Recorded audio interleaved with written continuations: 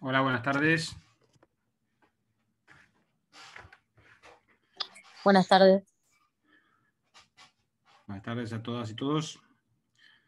¿Alguien me puede confirmar si se escucha bien? ¿Sí? Sí, se escucha bien. Está Bien, bien. perfecto. A ver, un segundito. Voy a encender el audio. Ahí está, perdón. Bueno, entiendo que se escucha.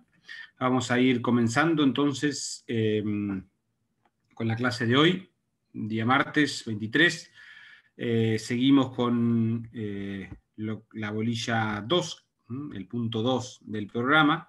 Bueno, en la clase pasada dimos unas nociones introductorias. La idea justamente el día de hoy es meternos un poco a desmenuzar, a desarrollar los temas que componen o que conforman esta unidad o bolilla 2 del programa.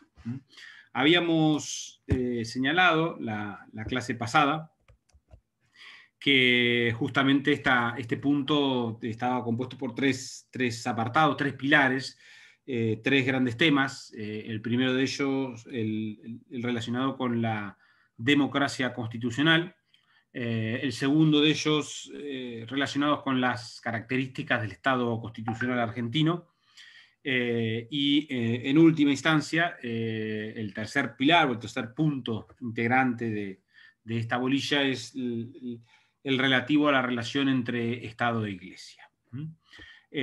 Vamos a dedicarnos hoy a los primeros dos puntos, la cuestión de la democracia constitucional por un lado y las características del Estado constitucional argentino por otro.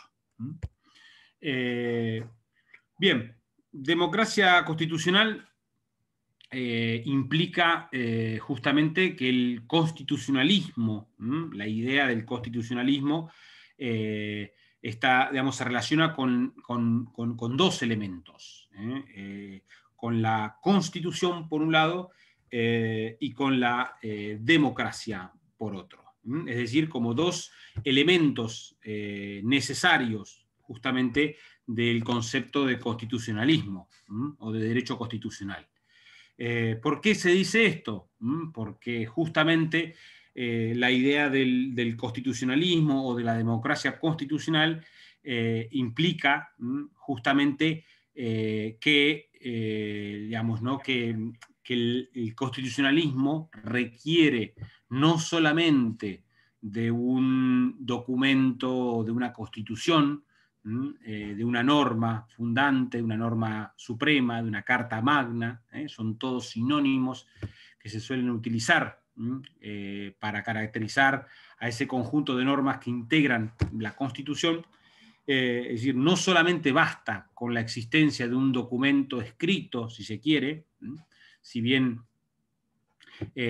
habrán visto o verán en el punto 1 del programa cuando se vean las diferentes tipologías de constituciones, las diferentes formas y características de las constituciones. Una de esas distinciones van a ver qué es la distinción entre constituciones escritas y las constituciones no escritas. Digamos, existen sistemas constitucionales no escritos. El Reino Unido es, sin ir más lejos, un ejemplo de la existencia de un sistema constitucional no escrito, basado justamente en un derecho común, en un derecho consuetudinario, en un sistema de normas no escritas, pero aceptadas y reconocidas socialmente, por un sistema político, por un sistema estatal, sin la necesidad de que exista digamos, una norma escrita. Claramente, quizás el antecedente más directo, si se quiere, del constitucionalismo, que es la Declaración de Independencia de los Estados Unidos, la primera constitución escrita, formulada justamente por los padres acá me pregunta, ¿el constitucionalismo requiere de una carta magna o constitución y qué otro elemento? El otro elemento es la democracia. Ahora nos vamos a meter, pero justamente lo que quiero decir con esto es, en la primera parte vamos a ver un poco los aspectos más formales, si se quiere, de una constitución, digamos, ¿no? Pero bueno, el hecho de todo, tenemos una constitución, digamos, ¿no? Una norma escrita, como les decía, el paradigma es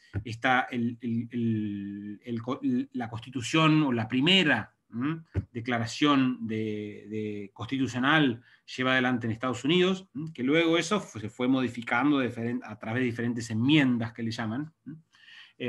Pero lo cierto es que esa primera declaración justamente de la independencia norteamericana, que se lleva adelante en la ciudad de Filadelfia. Si alguna vez alguno de ustedes tienen la posibilidad de ir de visitar la ciudad de Filadelfia, van a ir a ver, digamos, ¿no? El lugar donde se declaró, y hay una copia en un museo donde se puede ver este papel escrito a mano, obviamente, con una caligrafía, en la cual ese primer poder constituyente sienta las bases normativas de un sistema constitucional. Y en este punto establece ¿cómo se diría? Esta modalidad o esta tradición de la existencia de una norma escrita, de una carta magna, un sistema constitucional basado en una norma escrita. Ahora, el constitucionalismo, como rama jurídica y dentro de lo que es, como, digamos, ¿no?, la filosofía del constitucionalismo, requiere no solamente la existencia de una constitución escrita, la existencia de una carta magna, sino, digamos, ¿no?, la integración de dos elementos. Constitucionalismo es igual a constitución más democracia. Digamos, y eso, en algún punto, muchas veces plantea esta distinción, una distinción que la mayoría de los constitucionalistas formulan todo el tiempo, lo van a leer mucho en Vidar Campos o mismo en el manual del doctor Jiménez, cuando se habla de la constitución formal y de la constitución real, digamos, ¿no? Digamos, y es decir, digamos, ¿no?, el texto escrito y la norma viva, lo que realmente sucede en la práctica. Hay siempre, o suele haber muchas veces una diferenciación, si se quiere, una diferencia entre la constitución escrita, lo que dice el texto, y lo que dicta la realidad. En algunos casos, perdón, voy a silenciar un poco mi teléfono porque está sonando y me distrae, seguramente ustedes también. Un segundo, ya estoy. Bien. La Constitución, como les decía, la idea es que muchas veces muchos estados tienen constituciones o cartas magnas escritas, pero luego, digamos, ¿no?, en la práctica no existe un sistema republicano o un sistema democrático, sobre todo un sistema democrático del ejercicio del poder. Digamos, muchas veces se habla digamos, ¿no?, de algunos ejemplos, como el caso de Venezuela, el caso de Cuba, en algunos casos también, digamos, ¿no?, de otros países, como en el caso de los países de Arabia Saudita, digamos, ¿no?, son países en los cuales evidentemente tienen normas constitucionales escritas, sistemas constitucionales, pero no necesariamente un correlato en la práctica o un ejercicio democrático de esas normas constitucionales. Bien, por eso se dice, el doctor Jiménez siempre señala en su libro, ¿no?, digamos, que la doctrina de la democracia constitucional o del constitucionalismo une indisolublemente a la democracia y a la Constitución. Digamos, no concibe una sin la otra. Por eso vuelvo a insistir sobre la idea esta de el constitucionalismo integrado igual a constitución más democracia. Lo cual nos lleva necesariamente a hablar o a entender o a introducirnos, si se quiere, en el concepto de Estado de Derecho. El Estado de Derecho como concepto, como concepto normativo, como concepto ético, como concepto político, el Estado de Derecho está caracterizado por una serie de características. Según, digamos, siguiendo lo señalado por el titular, por el doctor Jiménez en su manual, el doctor Jiménez entiende que Estado de Derecho está caracterizado por, primero, primera cuestión, poseer una finalidad personalista, con base en el reconocimiento de la dignidad humana como prius, como prioridad. Entonces, la primera característica del Estado de Derecho, conforme lo señala el doctor Jiménez, es la finalidad personalista, es decir, el reconocimiento de la dignidad humana como prioridad. Esto es decir, que el individuo, la persona, el respeto de la dignidad de la persona es la prioridad, digamos, ¿no? el principal objetivo del Estado de Derecho.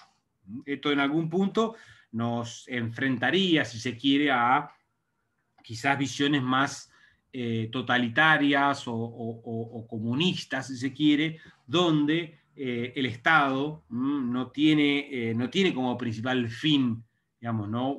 la individualidad, la realización del derecho individual, sino el elemento colectivo, el derecho, digamos, ¿no? el bienestar colectivo. Lo personal cede a lo colectivo. Bueno, nuestros sistemas liberales, si se quiere, de donde viene nuestro constitucionalismo y claramente apunta nuestra Constitución, sin perjuicio que luego vamos a seguir viendo cómo nuestra Constitución liberal se va socializando, se va llenando de derechos sociales, más allá de su formulación netamente liberal, la de 1853. Lo cierto es que aún tenemos que reconocer que nuestro sistema constitucional, al menos como se ha concebido, plantea una noción de Estado de Derecho donde, como vuelvo a decir, tiene un fin personalista con el reconocimiento de la dignidad humana como prius, como prioridad. La segunda característica del Estado de Derecho, como tal, es la existencia de medios genéricos y principistas. Es decir, soberanía del pueblo e imperio de la ley. Básicamente, esos son, digamos, ¿no? la segunda característica, soberanía del pueblo e imperio de la ley.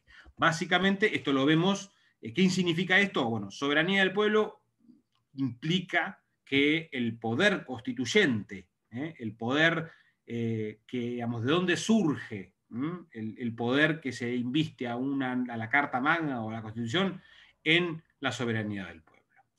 Es decir, la soberanía del pueblo, el pueblo es quien en algún punto cede su poder constituyente a sus representantes, a los constituyentes, y esos son los que tienen la potestad, la facultad justamente de crear esas normas constitucionales, esas normas fundantes. Entonces, digamos, ¿no? La soberanía del pueblo es uno de los elementos, si se quiere, fundamentales de la noción de Estado de Derecho. Y el segundo es el llamado imperio de la ley. El imperio de la ley. ¿Qué significa el imperio de la ley? Básicamente es la noción o digamos, ¿no? el principio, virtud del cual ninguna persona ni ninguna institución está por encima de la ley. Todos quedamos sujetos al imperio de la ley. Es decir, todas las personas quedamos supeditadas a la fuerza normativa, a la obligatoriedad que surge de la ley, de esa ley, digamos, ¿no? constitucional básica. Ninguna persona, ninguna institución, ningún gobernante, ningún político, ningún sujeto está por encima de la ley. Y esto quizás es más sencillo de ver, o más obvio, si se quiere, en sistemas constitucionales republicanos como el nuestro, ¿no? Pero algunos, por ejemplo, consideran que, por ejemplo, en el caso de España o en el caso de los sistemas o de las monarquías parlamentarias, que la existencia de un monarca supone un quiebre, una violación, si se quiere, una vulneración de este principio del imperio de la ley. En tanto que existe una persona o un linaje sanguíneo, si se quiere, a través del cual ciertas personas que revisten el carácter de noble, digamos, ¿no?, de nobles o dentro de lo que es la monarquía, tienen digamos, una posición, si se quiere, frente al derecho, frente al imperio del derecho, por encima de ella. Hay privilegios, la ley no es exactamente igual para todos. Por eso, pero bueno, eso igual es criticable, en tanto que, digamos, ¿no?, la mayoría de la doctrina constitucionalista española y la que defiende quizás algunos de los otros sistemas constitucionales monárquicos europeos, ellos igual entienden que, digamos, ¿no?, las monarquías parlamentarias se ajustan a la noción de Estado de Derecho. Y por último, la tercera característica del Estado de Derecho, vimos que la primera característica era la de poseer una finalidad personalista, es decir, el reconocimiento de la dignidad como prioridad, como prius. En segundo lugar, hablamos de medios genéricos y principistas, es decir, la soberanía del pueblo y el imperio de la ley.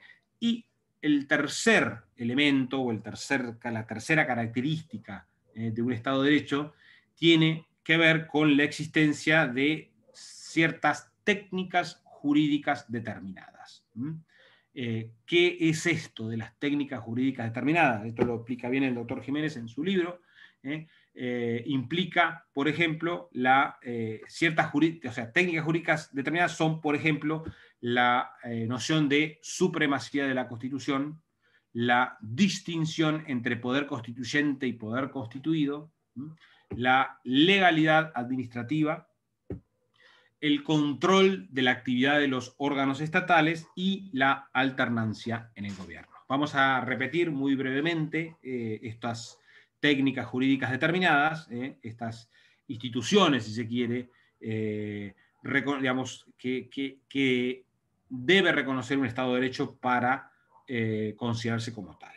El primero de ellos es el de la supremacía de la Constitución, que creo esto lo van a ver en una bolilla específica, y que tiene que ver justamente con la noción de supremacía de Constitución, la existencia de una distinción, si se quiere, una diferenciación dentro de lo que son las diferentes jerarquías normativas, digamos, ¿no? Dentro de esa pirámide jurídica hay una línea de jerarquía que es la que distingue entre, digamos, ¿no?, la Constitución y todo lo que está debajo.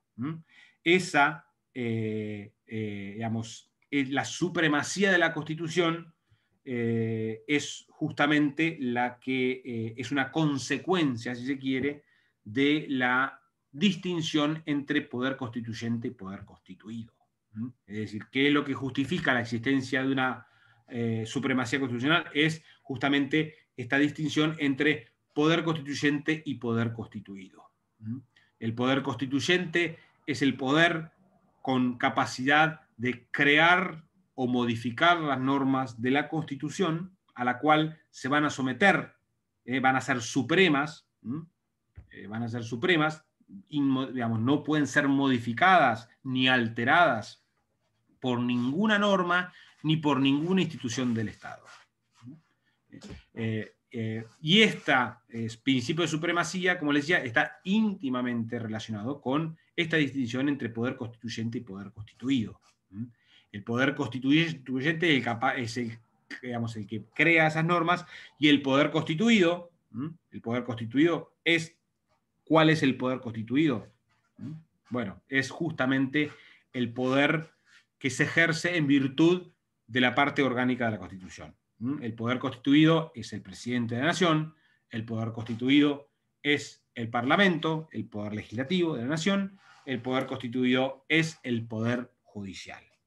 Son los poderes organizados por la Constitución que se encuentran sometidos, obligados, vinculados por el principio de supremacía, por el poder constituyente. El poder constituyente, digamos, ¿no?, incide, influye, domina al poder constituido. Todo acto, acción u omisión llevada a cabo por el poder constituido que contraría la Constitución en virtud del principio de supremacía, estaría incurriendo en un acto u omisión de inconstitucionalidad. Porque, ya lo van a ver cuando vean supremacía de la Constitución, pero la consecuencia inmediata, si se quiere, o más plausible, más importante, digamos, ¿no?, del principio de supremacía de la Constitución, y es que justamente el principio de la supremacía de la Constitución es lo que justifica el control de constitucionalidad. Es decir, la supremacía de la Constitución es tan importante, es tan relevante, es tan trascendente para el derecho constitucional, que el sistema constitucional crea un método para garantizar el principio de supremacía. El sistema de control de constitucionalidad es el mecanismo constitucional para garantizar el principio de supremacía de la Constitución. ¿Se entiende? Bien. Entonces, hablamos de supremacía de la Constitución, hablamos de distinción entre poder constituyente y poder constituido, hablamos de la legalidad administrativa, es decir, ¿qué significa la legalidad administrativa? Y es que los actos de gobierno deben llevarse a cabo a través de normas. Tiene que haber los actos políticos, los actos públicos del poder tienen que ser rubricados, tienen que ser formalizados a través de normas. En el caso del Poder Ejecutivo serán a través de decretos, en el caso del Poder Legislativo será a través de leyes, y en el caso del Poder Judicial será a través de una sentencia. Pero esto implica la existencia de una legalidad administrativa, es decir, todos los actos de gobierno deben ser formales y deben seguir adelante una legalidad administrativa para ser válidos y eficaces. El otro de los puntos que tiene que ver justamente con las técnicas jurídicas determinadas, y que son las características del Estado de Derecho, está relacionado con lo que es el control de la actividad de los órganos estatales. Es decir, nuestro sistema constitucional, digamos, se encarga justamente no solamente de establecer las funciones de los órganos estatales, sino además de establecer sistemas de control. Lo vamos a ver en la segunda parte, cómo nuestros, la estructura básica originaria de tres poderes, ejecutivo, legislativo y judicial, existe en nuestro sistema. A ver, ¿cuál tiene predominio sobre otras leyes? Decretos, sentencias, ¿cuáles son más importantes? Bien, a ver, lo más importante son las normas de la Constitución. Y una ley, la ley está por encima del decreto, y la sentencia es una norma. Lo que pasa es que la sentencia tiene un efecto solamente respecto de las partes que intervinieron en un proceso. Entonces, claro, ahí lo que varía, la sentencia con una ley o con un decreto, tiene que ver con el efecto de ella, el efecto jurídico. En el caso de una sentencia, la sentencia solamente abarca aquellas partes en el proceso, o al menos eso como regla. Luego vamos a ver en la segunda parte, cuando veamos Poder Judicial, que hay algunas sentencias, algún tipo de pronunciamiento sobre todo en lo que se llaman acciones colectivas, que pueden ejercer, digamos, que pueden suponer un efecto más allá de las partes del proceso. Pero no nos metamos ahí por ahora, ya lo vamos a ver más adelante. Lo que quería enfatizar es la existencia de esto de control de los órganos del poder. Nuestro sistema constitucional también lo vamos a ver en detalle en la segunda parte, cuando veamos la parte orgánica. Digamos, la Constitución establece un sistema básico de control, digamos, entre poderes. Vamos a ver que existen mecanismos en los cuales el Poder Legislativo controla al Poder Ejecutivo, el Poder Legislativo controla al Poder Judicial. El Poder Judicial controla al Poder Legislativo, el Poder Judicial controla al Poder Ejecutivo. El Poder Ejecutivo controla al Poder Legislativo, el Poder Ejecutivo controla al Poder Judicial. Luego vamos a ver, como les decía, son todos formalidades, métodos que existen en nuestra Constitución, en las cuales existe una especie de control recíproco entre poderes, con la idea, digamos, no a veces bien lograda, pero la idea de que exista, digamos, ningún poder tenga, digamos, preeminencia sobre el otro, y que exista una especie de control recíproco entre los diferentes poderes, para que ninguno de ellos justamente ejerza un predominio o una hegemonía sobre los otros. Eso, como les decía, dentro de lo que es la Constitución formal, porque nuestro sistema constitucional y sobre todo los sistemas presidencialistas nos demuestran muchas veces que tenemos una modalidad de facto, digamos, constitucional, en la cual nuestro poder ejecutivo suele tener bastante más poder que el resto de los poderes, si se quiere. Sobre todo cuando el mismo tiene digamos, las mayorías parlamentarias como para llevar adelante el gobierno. Pero en la práctica, en la teoría, nuestro sistema constitucional establece un control de la actividad de los órganos estatales. Y por último, la última característica del Estado de Derecho, y quizás sea la que más difícilmente cumplen los sistemas constitucionales dudosos, si se quiere, tiene que ver justamente con la noción de la alternancia del poder. O la alternancia en el gobierno, no en el poder, disculpen, corrijo. Alternancia en el gobierno. Es decir, los sistemas, digamos, la democracia constitucional y la noción de Estado de Derecho requiere, como tal, la alternancia en el gobierno. Eso implica en nuestro sistema constitucional originario de 1853, implicaba, por ejemplo, que el presidente solamente podía ejercer la presidencia por un solo mandato de 6 años. Luego, en el año 94, esa cuestión se modificó con la posibilidad de una reelección, es decir, un mandato de 4 años con una reelección de 4 años más. A partir de eso, hay, digamos, el candidato que ha estado ya en 2 términos consecutivos en el ejercicio del poder no puede volver a presentarse o a aspirar al gobierno. Esto es una regla justamente del Estado de Derecho, digamos, que en algún punto defiende esta noción de la alternancia del gobierno. Algo que se ha criticado en otros sistemas constitucionales, como en el caso, como les decía, en el caso de Venezuela o en el caso mismo de Bolivia, que hemos visto en los últimos años algunas crisis y inclusive hasta un golpe de Estado, ¿no? Pero justamente por la perpetuidad que muchas veces se tienen por parte de algunos gobernantes de mantenerse en el gobierno por diferentes periodos consecutivos.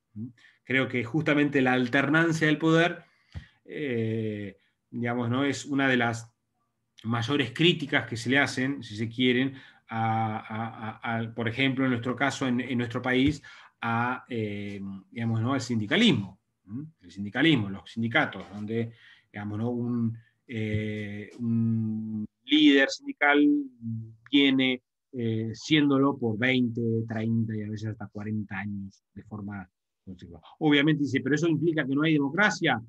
Bueno, aquí es un poco donde me meto justamente a entender la existencia de un sistema democrático verdadero, porque obviamente todos los, digamos, ¿no? los sindicatos digamos, llevan adelante elecciones regulares, preestablecidas, siguiendo digamos, ¿no? los métodos reglamentarios, pero lo cierto es que siempre termina ganando la misma persona y sigue, digamos, ¿no? perpetuándose en el ejercicio del gobierno de esa institución. En el ámbito de nuestro sistema constitucional, nuestra constitución es muy recelosa, muy rigurosa en cuanto a la alternancia en el poder y en cuanto a la imposibilidad por parte de un gobernante justamente de permanecer en el mismo por más de 2 términos consecutivos. Bien,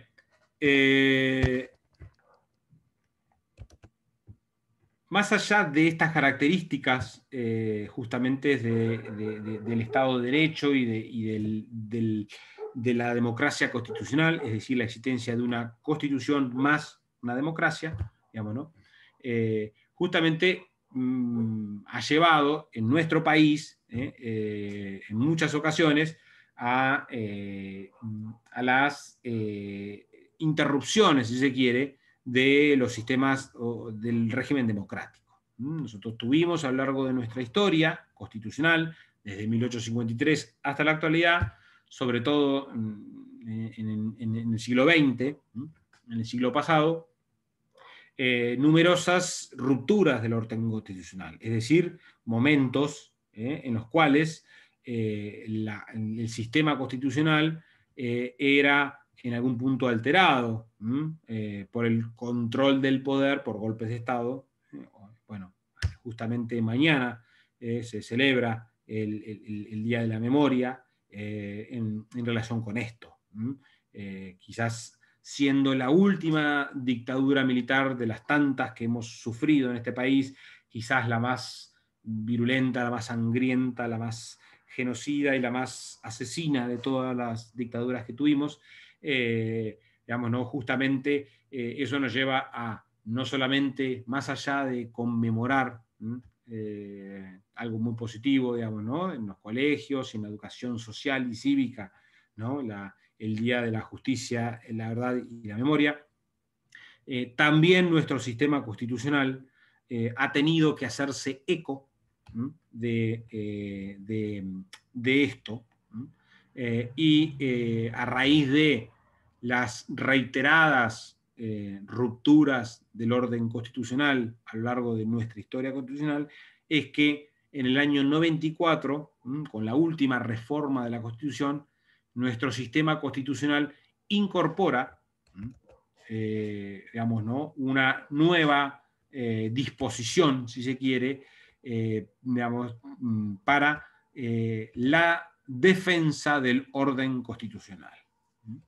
El artículo 22 originario, es decir, de la Constitución de 1853, establece, dice que toda fuerza armada o reunión de personas que se atribuya los derechos del pueblo y peticione a nombre de este, comete delito de sedición.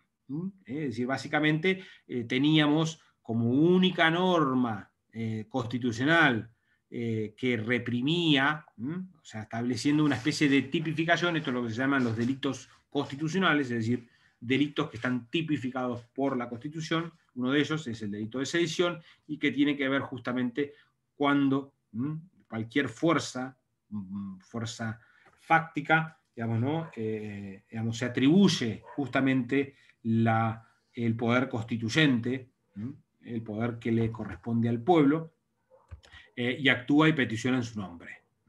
Esto es, según el artículo 22, es un delito de sedición. Bien, la reforma del 94 creyó necesario, el constituyente del 94 creyó necesario, quizás también un poco a raíz de, no solamente de la última dictadura, sino de quizás los intentos, los nuevos intentos de ruptura del orden constitucional que se llevaron adelante en los años 80 y principios de los 90, pero principalmente en los años 80, en perjuicio de, en aquel momento, del gobierno constitucional del doctor Alfonsín, intentos de golpe de Estado, intentos de alzamiento, que finalmente fueron, fueron socavados por el orden constitucional, ¿no? Pero bueno, a partir de eso, un poco lo que se intentó en el Pacto de Olivos y lo que dio origen a la Reforma 94, y es establecer o reforzar ¿no? nuestra Constitución con nuevas disposiciones, con nuevos principios para garantizar el orden a la Constitución. Y es así en dicho contexto en el que surge el artículo 36 de la Constitución.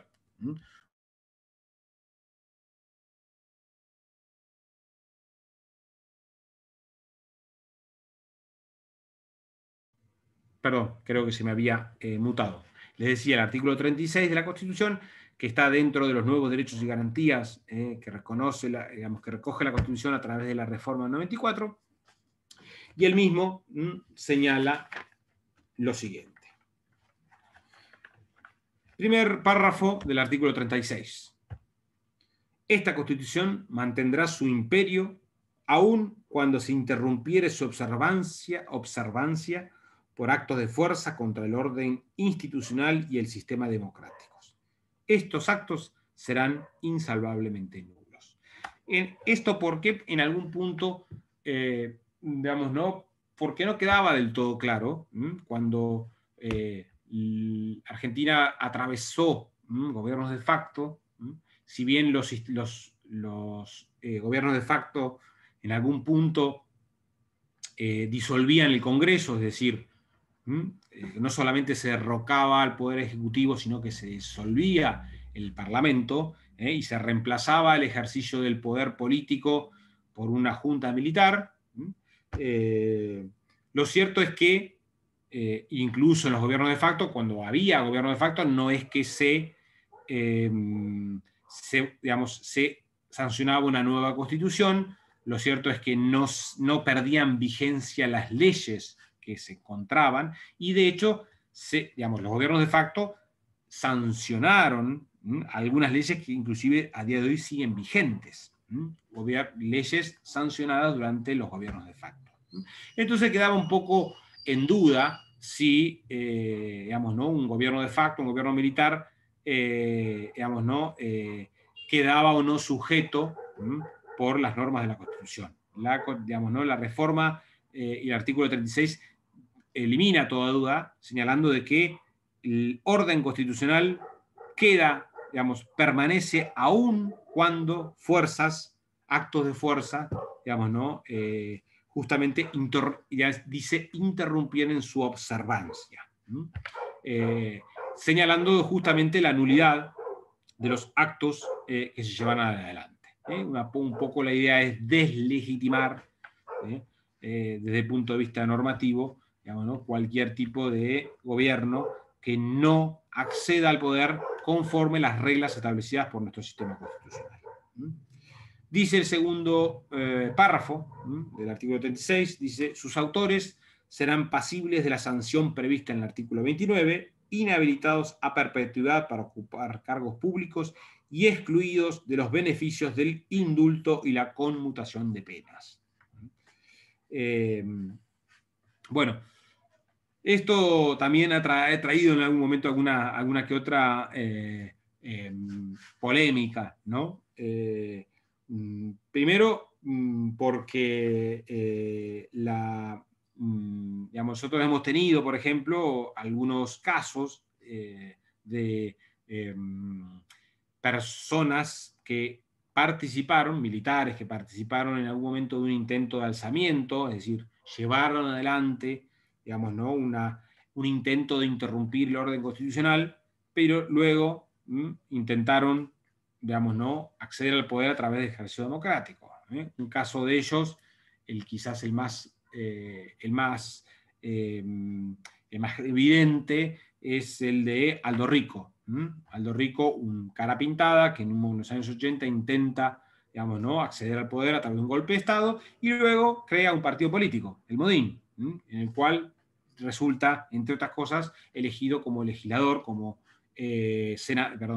diputado de la Nación, y ahí se surgió un poco también la disputa es si esta persona podía o no podía ejercer, digamos, ¿no?, ser diputado, habiendo en algún punto digamos, ¿no?, violentado el orden constitucional. El tercer párrafo del artículo 36 dice: tendrán las mismas sanciones quienes, como consecuencia de estos actos, usurparen funciones previstas para las autoridades de esta Constitución o de las provincias, los que responderán civil y penalmente de sus actos. Las acciones respectivas serán imprescriptibles. Esto en algún punto también tiene que ver con que no solamente esa sanción, si se quiere, la del segundo párrafo, se aplica a los autores directos, aquellos que usurpan el poder, sino también a aquellos que ejercen funciones de orden público. Por ejemplo, supongamos, como por ejemplo en la época de facto, digamos, ¿no?, las intendencias y las gobernaciones, digamos, ¿no?, eran en algún punto ejercidas por personas nombradas por el poder militar o por el poder de facto. Esas personas, aunque no fueran autores directas de la usurpación del poder, de un alzamiento o de una erupción de la ruptura del orden constitucional, digamos, la Constitución les prevé las mismas sanciones. Las mismas sanciones a quienes llevan adelante, digamos, ¿no?, el acto de usurpación del poder, a aquellas personas que, digamos, ¿no?, usurpan justamente el poder público, cualquiera sea su denominación, o cualquiera sea su función. Una función, como les decía, la de un intendente, la de un gobernador, o la de cualquiera que ejerce un interventor, o la de titular de alguna de las reparticiones del Estado, si se quiere. La ANSES, la FIP, migraciones, etcétera, etcétera. El cuarto párrafo del artículo 36 dice: todos los ciudadanos tienen el derecho de resistencia contra quienes ejecutaran los actos de fuerza enunciados en este artículo. En algún punto, otorgándoles una especie de potestad o de desobediencia civil, si se quiere, a los ciudadanos que se opongan justamente al ejercicio del poder. En algún punto también esto podría llegar a dar a entender que, digamos, que según cómo se interprete, que ese derecho de resistencia podría implicar el uso de la fuerza, pero bueno, esto no surge claramente de la Constitución y queda un poco a interpretación constitucional. Yo en lo particular entiendo que eso no es así.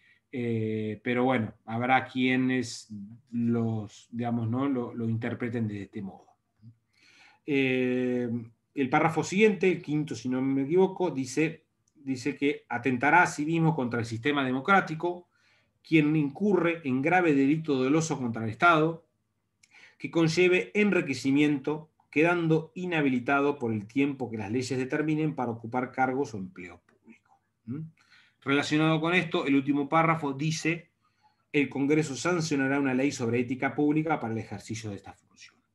Esta es una ley que existe, es una ley que en algún punto relaciona lo que es, digamos, inclusive tipifica en nuestro Código Penal el delito de enriquecimiento de funcionario público, el enriquecimiento ilícito, la ley que habilita la Oficina Anticorrupción, la ley que habilita en algún punto, como se llama, el ejercicio de la ética pública, pero bueno, sabemos un poco con los devenires de nuestro sistema constitucional y de lo que ha sucedido en los últimos años en nuestro sistema constitucional, cómo digamos, ¿no? esta norma o esta ley creada por el Congreso en virtud de un mandato constitucional no termina de afianzarse, si se quiere, dentro de lo que es la estructura del Estado y el control de anticorrupción.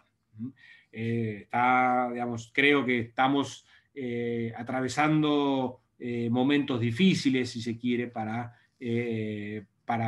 este ámbito, en tanto que también, por otro lado, ha quedado bastante en evidencia, más allá del color político, que digamos, ¿no? Como que el Poder Judicial digamos, ¿no? persigue, reprime o enjuicia los actos de corrupción, los actos de enriquecimiento ilícito, según, digamos, ¿no? los vientos del ejercicio del poder político de turno.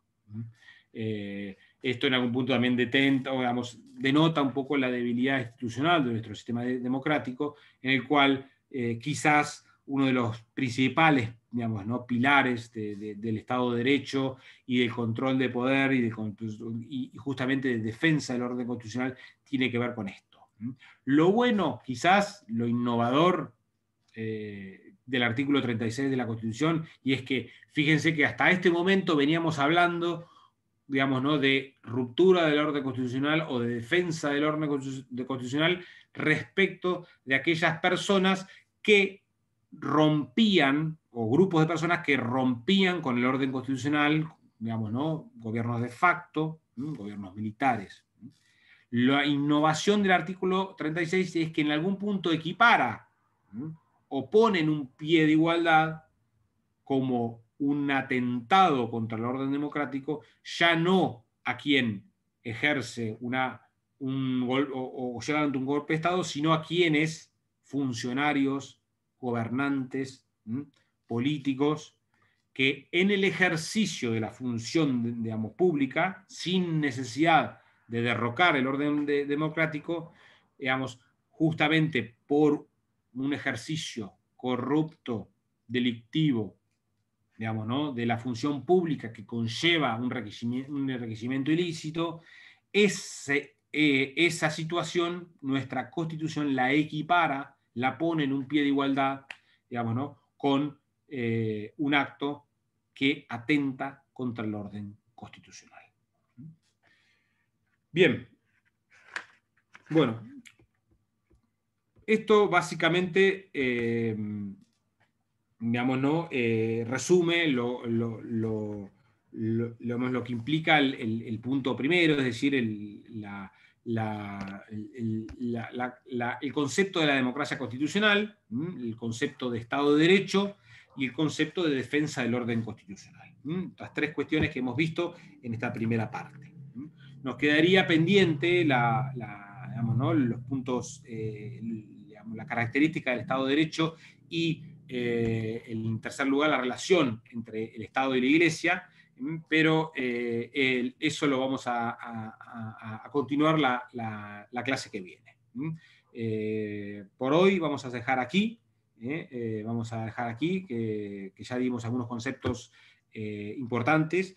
Todos estos conceptos que vimos son conceptos básicos, que hay que tenerlos, hay que sobre todo relacionarlos, porque yo aquí he dado conceptos que ustedes los van a ir viendo también con otros profesores y con otras bolillas. La idea justamente de esto es ir pensando de forma sistémica, ir relacionando los conceptos para que no estudiemos como compartimientos estancos, digamos, ¿no? de memoria, algo, y esto es la bolilla 1, y bueno, la bolilla 1, la bolilla 2, la bolilla 3, está todo. Dice, ¿está en el tomo 1? Creo que sí. Me preguntan acá si defensa del orden constitucional está en el tomo 1. Entiendo que sí, no lo recuerdo, no lo tengo. Pero sí, véanlo, léanlo el tema del libro de Jiménez, que está en la página web del profesor Jiménez, y también creo que está subido, si mal no recuerdo, en el aula global. ¿Ok? Bueno, gente, a ver ver, voy a hacer un repaso por el chat, pero creo que más o menos quién lo haga, obediencia debida, cuál tiene predominio sobre las leyes, ya lo vimos, la defensa del libro del profe. No, sí, creo que respondimos a todas las preguntas, estaba viendo el chat. Con esto cerramos la clase de hoy y nos vemos entonces el próximo martes a las 20:15, la misma hora por el mismo canal. ¿Ok? Saludos a todos y todas y que tengan buenas tardes. Adiós.